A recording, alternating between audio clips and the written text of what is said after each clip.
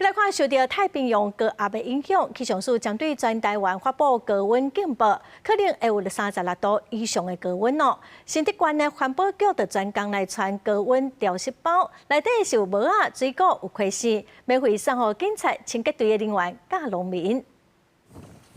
清洁人员拍大日头，徛伫大路摒扫，受太平洋高压影响，中央气象署对全台湾发布高温资讯。根据新竹气象站指出，这礼拜新竹地区气温拢有36度以上。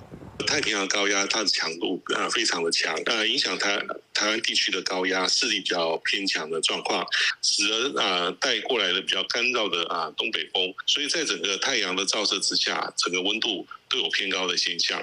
那所以在整个新竹地区的话，我们目前测到的高温，大概来讲，就是这几天最高温都有到接近超过36度。天气热热热，包外口做事的人热到直要冻袂调。今年的夏天比往年高热了，一年比一年热吧。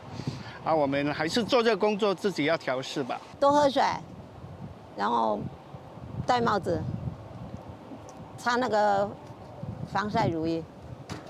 让毛巾打湿就感觉比较凉，就为着预防热伤害，新竹县环保局也传降温的包啊，要免钱送予辛苦的警察、清洁人员以及农民。因为有水壶哈，我们要多喝水。那有扇子，那就是很热的时候，我们要来做一个体温的降温。那还有一些帽子啊、遮阴啊，哈，那还有一些凉感巾等等的这些设备，那提供给长辈跟外勤人员，还有一些劳工朋友来使用。那同时呢，也提醒大家要去注意一个环境的变化跟自身 健康。环保局也提醒民众，预防热伤害的关键会当加啉水，避免长时间晒日，穿较通风的衫裤。